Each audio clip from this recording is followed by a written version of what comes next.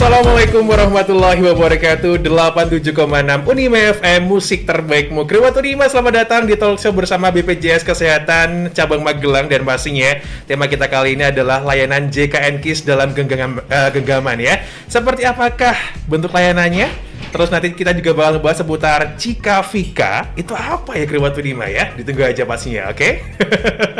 Nah, di studio sudah hadir narasumber kita. Ada Bapak Suwarto, Kepala Bidang SDM Umum dan Komunikasi Publik BPJS Kesehatan Cabang Magelang. Assalamualaikum Pak Suwarto. Waalaikumsalam Mas Ferdi. Sehat Pak Suwarto? Sehat Mas Ferdi. Assalamualaikum untuk kerabat Unima. Waalaikumsalam. Dan sehat semuanya. Sendirian Pak, tumben? Iya. Ini ada temennya, tapi temennya masih pada ini ya, berkegiatan. ada tugas ya. Bisa sendiri. Mudah-mudahan kerabat Unima tidak bosan ya mendengar suara saya. Tidak dong, malah kangen. Kemarin Pak Suwarto nggak ikut on air soalnya. Iya. Oke, Kerabat Unima, buat kamu yang pengen bertanya seputar tema kita kali ini, JKN KIS dalam genggaman, bisa langsung SMS WhatsApp di nomornya Unima FM 0811 2533 876 0811 2533 876 ya. Atau nih buat kamu yang di luar kota Magelang, bisa langsung streaming di www.876unimafm.com. Once again, www.876unimafm.com. Sekarang juga Pak Suwarto, sebenarnya siapa sih peserta JKN KIS tersebut? Iya Mas Ferdi, jadi yang lalu sudah kita sampaikan juga ya.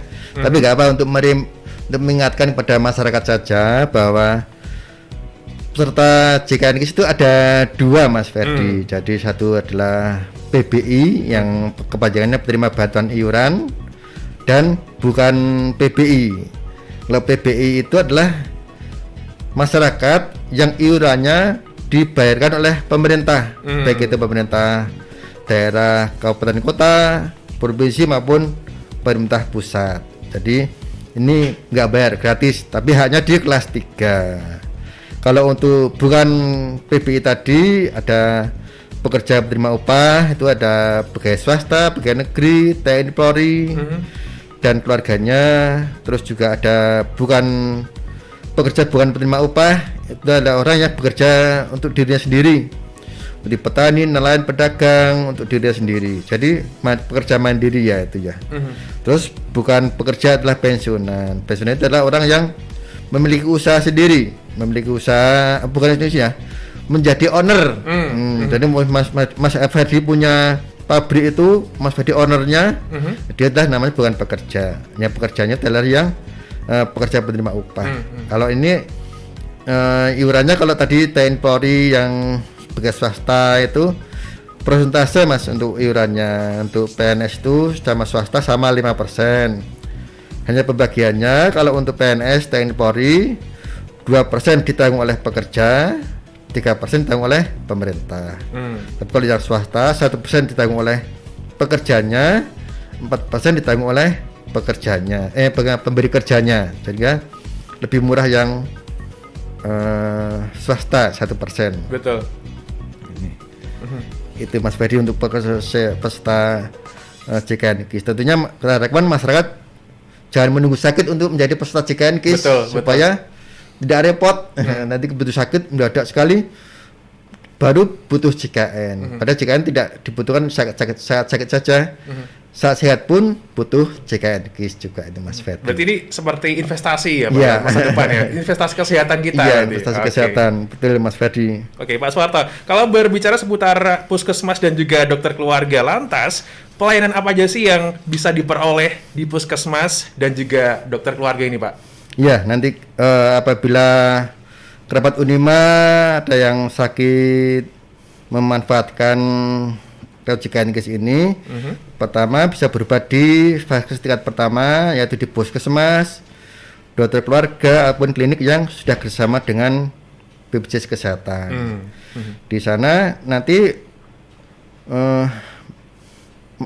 peserta JKN berobat di klinik yang dituju sesuai dengan kartunya. Di sana nanti kartu kan ada itu, kartu klinik apa, puskesmas mana, di sana akan dilayani. Ada yang rawat jalan, ada rawat inap. Kalau rawat jalan itu di puskesmas masih sifatnya umum Mas Ferdi, dari pemeriksaan, pengobatan dan konsultasi medis, tindakan medis non spesialistik, pelayanan obat dan bahan medis habis pakai, pemeriksaan diagnostik laboratorium yang masih sederhana ini. Kalau rawat inap ya rawat inap yang sederhana di puskesmas ataupun klinik yang kerjasama. Ada juga pelayanan gigi, keluarga berencana, kesehatan ibu dan anak, dan promotif preventif. Kalau pelayanan gigi ini adalah untuk yang tadi sederhana juga, pengobatan tambal, cabut, gigi palsu, bisa juga pembersih karang gigi untuk 1 kali dalam 1 tahun. Tapi kalau cabut gigi nggak boleh ada bonusnya ya Mas. Iya, betul. Cabut 1+1 nanti Jangan. habis. Ompong, Pak. Habis juga ada dari keluarga berencana, termasuk pemasangan alat kontrasepsi dan penanganan efek sampingnya.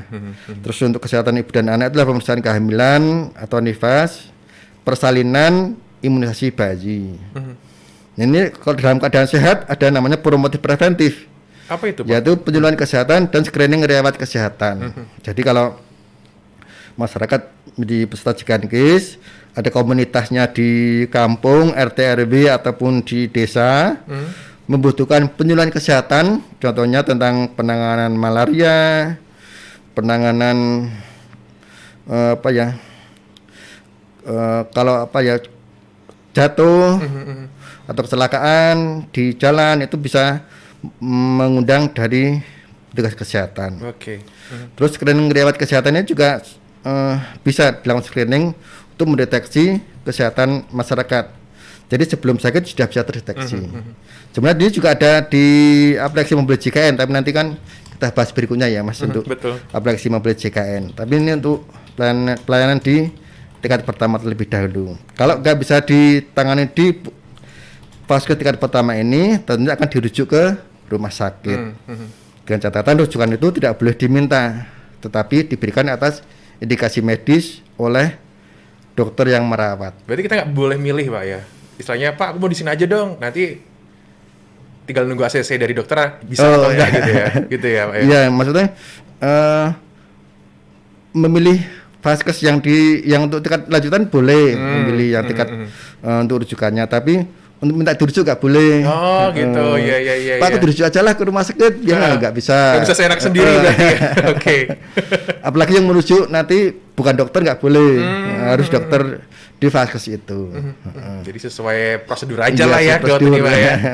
lebih mudah semuanya nanti. Betul sekali. Ada lagi Pak Suwarto untuk pelayanan yang bisa diperoleh di puskesmas atau dokter keluarga ini? Itu semua sudah kita sampaikan. Jadi untuk di vaskes tingkat pertama memang pengobatan untuk umum ya, dokter umumnya. Jadi belum mengarah ke spesialistik. Nah, kalau ke rumah sakit nih Pak, nah kan tadi mungkin ada perbedaan sedikit dari puskesmas gitu kan. Nah, kalau di rumah sakit sendiri pelayanan yang bisa diperoleh seperti apa Pak Suwarto? Ya itu tadi, kalau dari puskesmas tidak bisa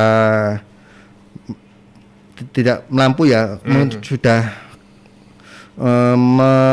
melampaui dari kewenangan dokter umum, tentunya akan dirujuk ke rumah sakit. Di sana ada sama rawat jalan dan rawat inap juga. Tapi di sana sudah ada konsultasi dengan dokter spesialis, termasuk pemeriksaan diagnostik juga, ada tindakan juga, ada obat dan bahan habis pakai juga sama sebetulnya. Tapi di sini sudah lebih ke detail spesialistik. Tapi untuk rawat inap tentunya kerabat Unima sudah paham ya. Untuk kelas 1, kelas 2, kelas 3. Kalau untuk PNS golongan 1 dan 2 itu di kelas 2, golongan 3 dan 4 di kelas 1 di sana. Termasuk peserta mandiri yang memilih iurannya sesuai dengan kelas yang diinginkan. Juga ada obat, dan ada obat sesuai dengan formularium obat nasional dan obat di luar paket inasibijis. Jadi sebenarnya di sana itu untuk perawatannya paket Mas, paket. Jadi paket. Jadi kalau kita menanggungnya paket diagnosa. Nah, obatnya sudah disediakan juga dengan di dalam formularium nasional. Di sana ada obatnya. Terus juga ada alat kesehatan Mas Ferdi di sana. Di vaskes tingkat lanjutan itu ada kacamata, alat bantu dengar, tangan dan kaki palsu, gigi palsu juga ada, korset tulang belakang, kruk penyangga tubuh dan penyangga leher. Itu di sana disediakan di rumah sakit. Di sana nanti cara pengambilannya tentunya kecuali kacamata. Kalau kacamata diambil di optik yang kerjasama. Kalau yang lain tadi jadi alat bantu dengar, tangan kaki palsu itu diambil di rumah sakit yang menyediakan, di apotek rumah sakit. Tentunya dikasih medis ya Mas, jangan minta karena pengen gaya-gaya ganti kacamata gitu. Diklaimkan lah tuh BPJS. Ini nggak bisa ya? Ya, tak dikasih medis juga. Oke, jadi ketentuannya. Betul. Oke, Pak Soeharto, ketika misalnya nih Ferdi sudah menjadi peserta JKN KIS gitu kan. Nah, gimana sih cara Ferdi bisa memanfaatkan JKN KIS ini? Mungkin kerabat Unima juga masih agak-agak bingung nih, Pak. Iya. Jadi kalau tadi sama di vaskes tingkat pertama, jadi urutannya tadi adalah di vaskes tingkat pertama, terus ke vaskes tingkat lanjutan. Jadi dengan mekanisme rujukan tadi, tentunya peserta JKN KIS bisa dilayani di rumah sakit, kecuali dalam keadaan gawat darurat. Dalam itu gawat darurat itu sebutan bahwa apabila tidak ditangani sesegera mungkin akan mengakibatkan kematian atau cacat seumur hidup. Di sana Mas Ferdi, jadi gawat darurat dan bisa langsung ke rumah sakit terdekat kalau dalam keadaan gawat darurat. Tapi kalau dalam keadaan normal, sakit biasa tidak gawat darurat, tentunya melalui vaskes tingkat pertama ke rumah sakit, mau mondok apa mau tidak nanti dapat obat terus pulang. Kalau kan gawat darurat tentunya begitu sakit, contohnya gawat itu adalah kecelakaan lalu lintas. Nah di rumah tahu-tahu panas yang sangat tinggi, terus juga berhenti jantungnya berdebar-debar sangat sekali. Itu nanti segera dilarikan ke rumah sakit, tentunya tidak perlu dengan rujukan. Ini pun berlaku di luar kota Mas Ferdi. Jadi kalau umpamanya peserta JKN KIS berada di Jakarta, nanti berobat di vaskes tingkat pertama yang terdekat dengan tempat tinggal yang dikunjungi. Tentunya ada persyaratan menunjukkan surat lapor diri dari RT, ada undangan kalau dinas ataupun undangan kalau pas keundangan gitu bisa dilayani di puskesmas terdekat. Terus kalau ke rumah sakitnya di sana juga tentunya rujukannya dari vaskes yang terdekat di sana juga. Tidak perlu kembali lagi ke Magelang dulu, bisa dilayani di sana. Termasuk juga anak-anak yang sedang kuliah nih Mas Ferdi. Kalau kemudian anak-anak kuliah di Solo, nanti sementara diantarkan dulu di vaskes yang dekat dengan tempat kos, supaya kalau ada pengobatan dan sebagainya tidak bingung, bisa dilakukan di vaskes dekat tempat kos. Tentunya dilaporkan ke BPJS Kesehatan, dan surat keterangan lapor diri dari RT RW dan surat kuliah ataupun kartu mahasiswa. Kita alihkan ke sana Mas Ferdi, kita lebih mudah sih sebenarnya kalau dengan JKN KIS ini. Betul. Apalagi kalau misalnya pas sakit tiba-tiba sakit nggak perlu harus ke ini ya, ke tempat asal ya buat untuk perawatnya gitu. Udah ya dekat aja nggak apa-apa, vaskes yang terdekat Kerabat Unima ya nggak sih. Nah Pak Soeharto kalau ngomong seputar iuran, nah apakah di tahun ini ada perbedaan iuran dari yang tahun kemarin? Lantas berapa Pak untuk iuran JKN KIS per orangnya? Kalau iuran itu ada beberapa kali perubahan ya Mas Ferdi. Ini tak sampaikan supaya lebih detail. Kalau untuk saat ini iurannya kelas 1 itu untuk peserta mandiri Mas Ferdi. Jadi untuk peserta yang pegawai masih tetap ajat, tidak ada perubahan. Jadi kalau yang pertama dulu kan Perpres 82 tahun 2018. Nah terus ada perubahan lagi di Peraturan Presiden nomor 75 tahun 2019. Yes. Itu kalau untuk PBI itu sebenarnya 42.000 iurannya kelas 3. Kalau untuk tadi pekerja penerima upah sama, tetapi kalau yang swasta ini batas paling tingginya 12 juta. Kalau dulu 8 juta. Kalau gajinya 10 juta tentunya iurannya 4% atau dan 1% dari 10 juta. Jadi kalau gajinya 15 juta itu 4% dan 1% dari 12 juta, maksimal 12 juta. Sedangkan untuk iuran peserta mandiri, kalau dulu kan 160.000, kelas 1, kelas 2 110, kelas 3 42.000. Dan untuk sekarang ada perubahan. Untuk kelas 1 150.000, kelas 2 100.000, kelas 3 42.000 tapi disubsidi oleh pemerintah menjadi 35.000. Jadi kalau kelas 3 sebenarnya 42.000 sebetulnya, tapi disubsidi sebesar 7.000 oleh pemerintah. Ini per jiwa per orang. Tapi ini maksudnya masih murah dibanding yang lainnya karena dengan iuran ini bisa mengcover seluruh sakit yang ada, sesuai diagnosa dokter. Nggak ada batasannya, mau dibatasi. Umpamanya kan ada isu mondok dibatasi berapa hari, nggak ada, sesuai dengan indikasi medis. Kalau memang masih perlu dirawat, belum sembuh, tetap akan dirawat. Berarti sampai sembuh total. Sampai sembuh. Ya. Jadi nggak ada isu-isu yang misalnya, nanti dibatasi cuma 3 hari doang, itu nggak sama sekali, Pak. Nanti yang repot yang dari RSJ, Mas Ferdi. Oh iya, yang dari rumah sakit RSJ ya, 3 hari suruh pulang, nanti di rumah nggak sembuh, mengganggu lingkungan juga. Sehingga justru yang lossnya paling panjang itu di rumah sakit jiwa. Di situ bisa 1 bulan penuh, 2 bulan, 3 bulan di sana. Mondoknya lama, tapi juga tetap di-cover oleh JKN KIS.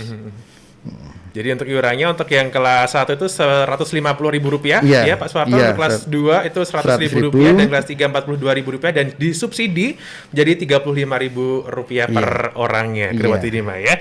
Oke. Nah, untuk layanan administrasinya Pak Suwarto, di mana sih kanal-kanal layanan administrasi itu bisa diperoleh untuk peserta JKN KIS ini?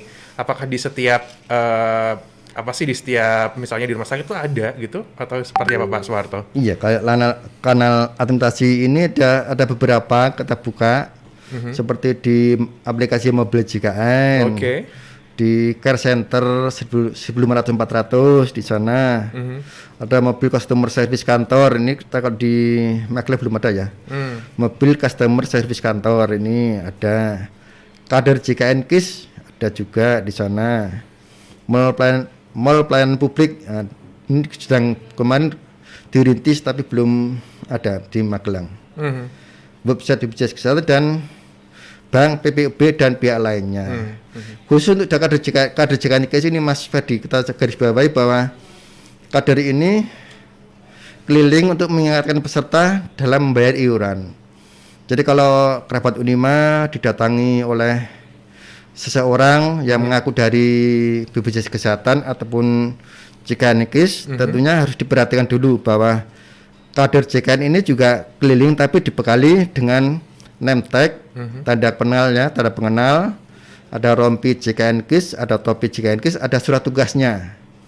Ini kalau kerabat Unima didatangi masyarakat yang mengaku dari BPJS Kesehatan maupun dari JKN KIS, menagih pembayaran tanpa menunjukkan identitas tadi, jangan dilayani.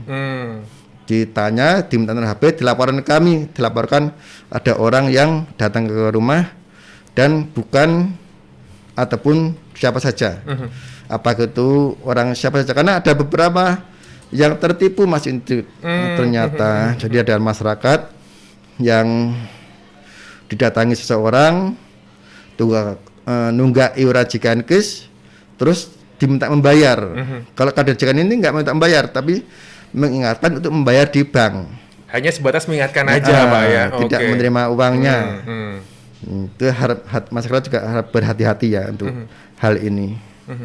Jadi harus ingat ya, kalau ini harus teliti juga bahwa kader JKN itu dilengkapi dengan kaos atau rompi khas BPJS Kesehatan pastinya, surat tugas juga, topi, tanda pengenal, dan juga mungkin ada pin kader JKN-nya sendiri Pak ya? Iya, ada. Oke, jadi itulah Kriwotinima, jadi jangan sampai tertipu kalau misalnya ada yang ngaku-ngaku atas nama kader JKN, terus minta bayaran, jangan dikasih.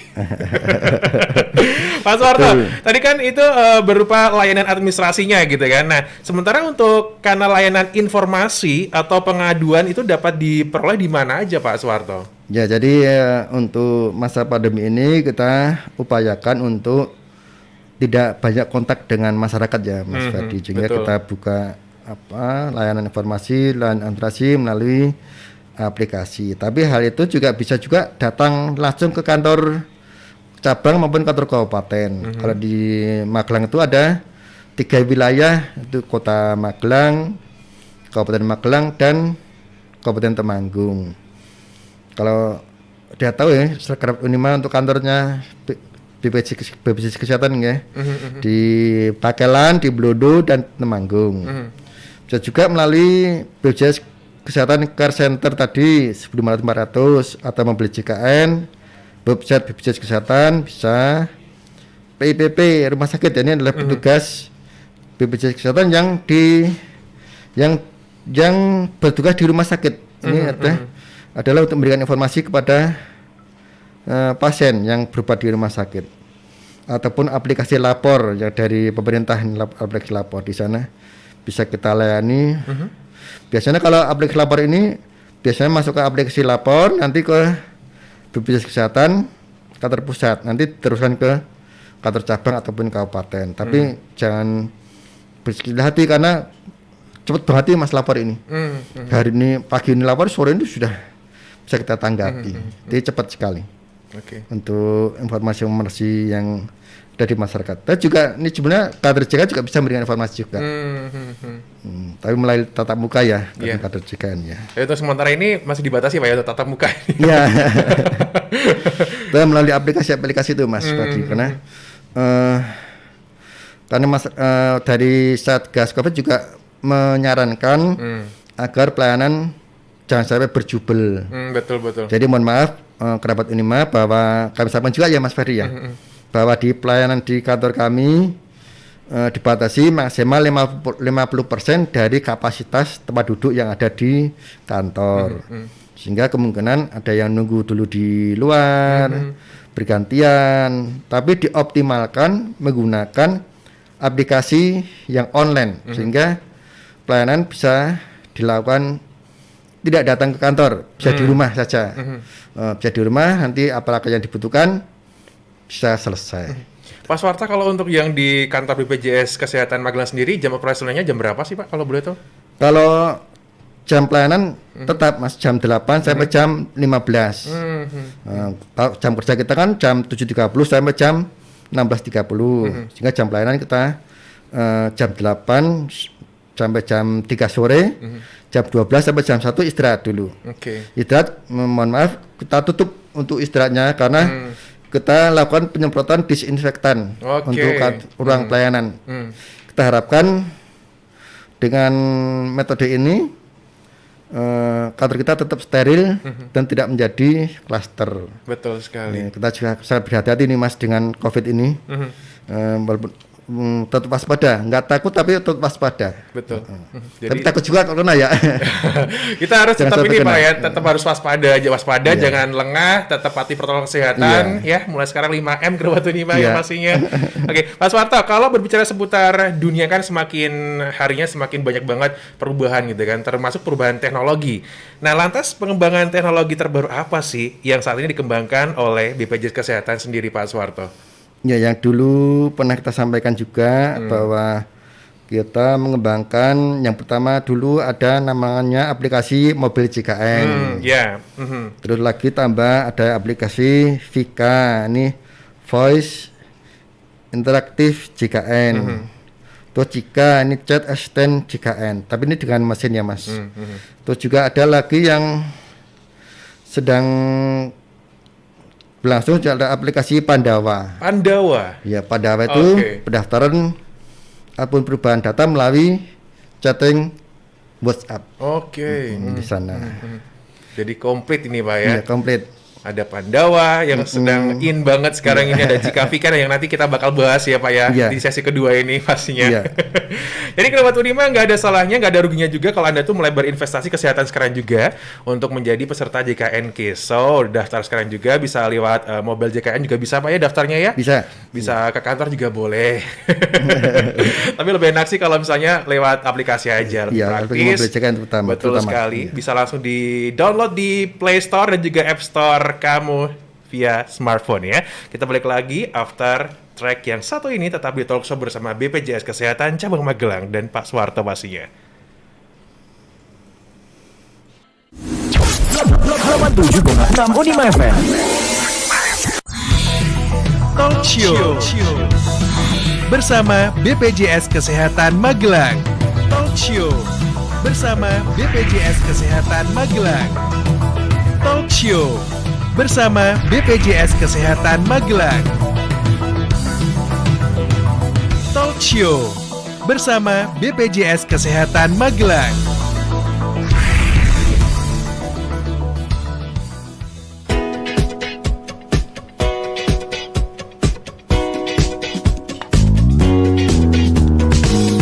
Masih disiarkan langsung dari kawasan Kampus 2 Unima Universitas Muhammadiyah Magelang. Ferdiasa ditemenin sama Bapak Suwarto, Kepala Bidang SDM Umum dan Komunikasi Publik BPJS Kesehatan Cabang Magelang ya.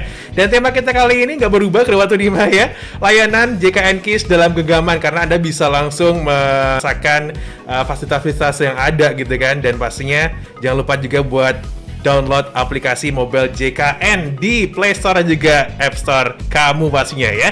Tadi sempat di share sedikit sama Pak Suwarto bahwa ternyata di BPJS Kesehatan ini ada yang namanya Cika Vika. Nah Pak, kalau kita berbicara tentang Vika, apa itu sebenarnya Vika? Iya, ini ada pengembangan aplikasi.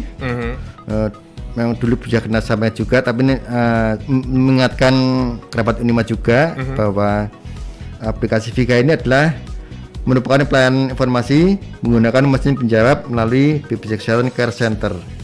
Jadi adalah nanti melalui Care Center 1500-400 kerabat bisa telepon ke sana bertanya tentang apapun. Jadi yang dapat Vika lakukan adalah Vika dapat memberikan informasi tentang status tagihan dan status kepesertaan program JKN KIS. Jadi hanya bisa memberikan informasi tentang jumlah tagihan, status tagihannya, dan status kepesertaannya, masih aktif atau tidak aktif, atau menjadi peserta mandiri atau apapun di sana. Jadi caranya adalah cukup dengan telepon ke nomor 1500-400, dapat langsung terhubung dengan care center tersebut. Setelah terhubung, peserta menekan angka 1 untuk pengecekan status kepesertaan dan angka 2 untuk pengecekan status tagihan. Jadi setelah menulis tadi 1500-400, terus apa yang mau ditanyakan tentang kepesertaan ke angka 1. Tuh, atau untuk pengecekan status tagihan ke angka 2. Mas Warto, kita break sebentar karena habis ini Ferdi bakal share pertanyaan yang sudah masuk di 0811 2533 876. Dan terima kasih kepada tim yang sudah gabung ya. Tanya seputar tema kita kali ini adalah layanan JKN KIS dalam genggaman. Habis ini Ferdi bakal bahas sama Pak Suwarto di Talk Show bersama BPJS Kesehatan Cabang Magelang.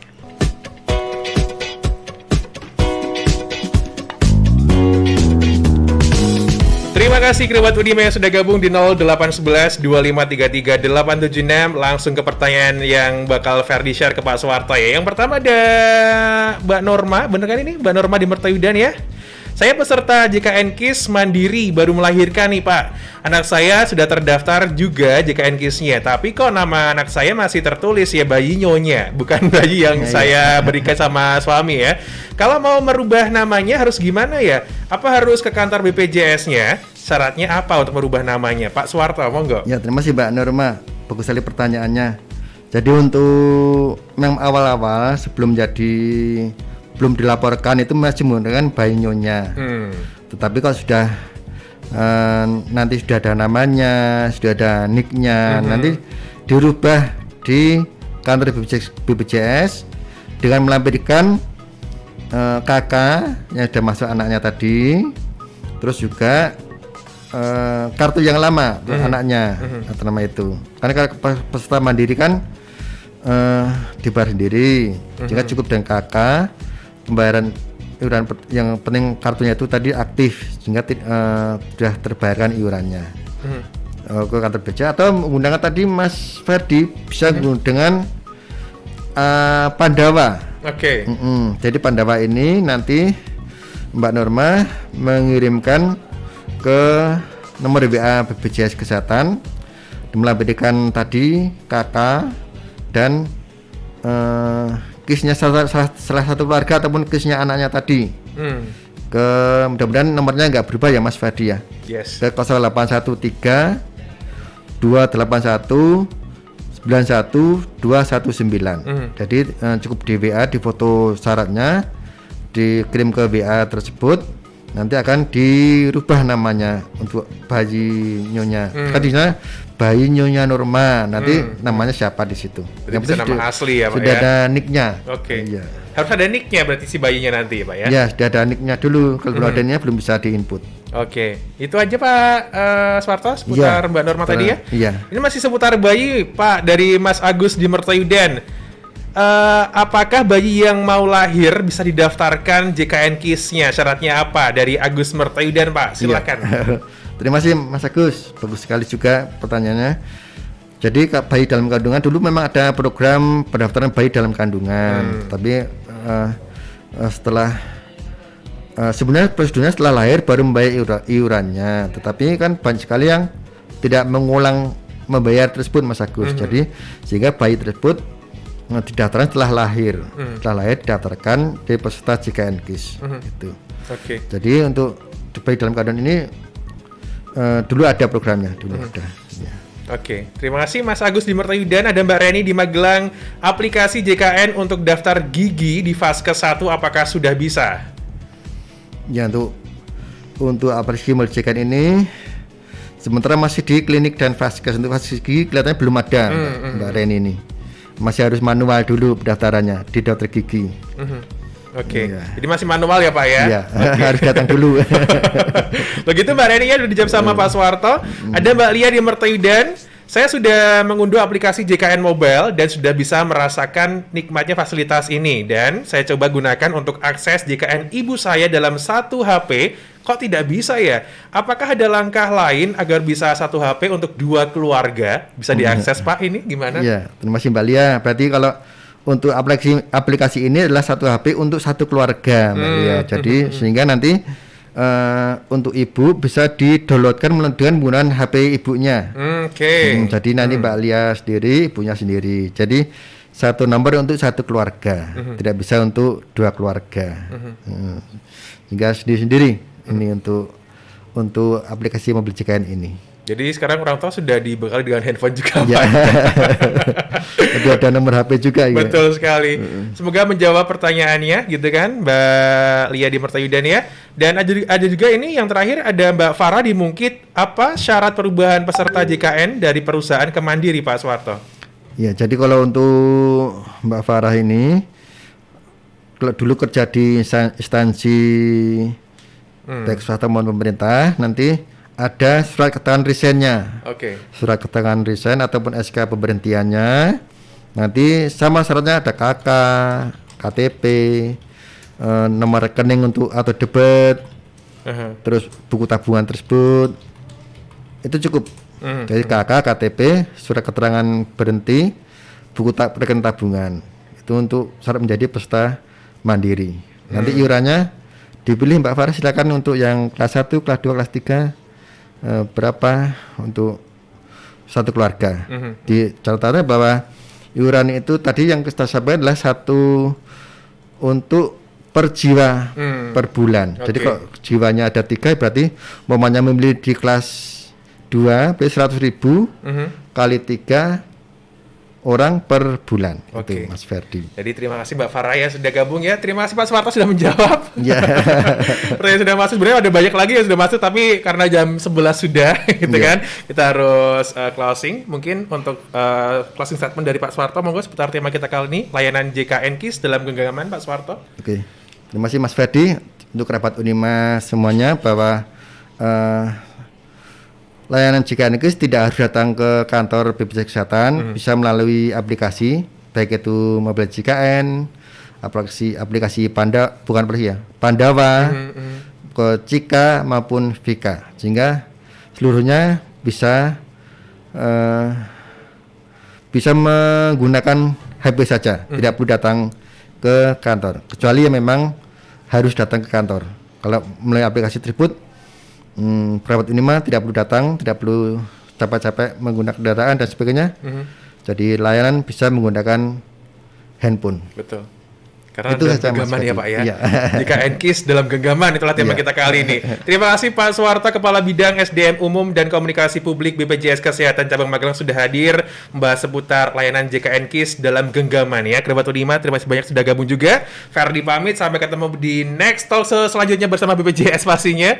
Dan wassalamualaikum warahmatullahi wabarakatuh. Waalaikumsalam. Baru saja Anda simak Talk Show bersama BPJS Kesehatan Magelang. Nantikan talk show selanjutnya hanya di Unima FM.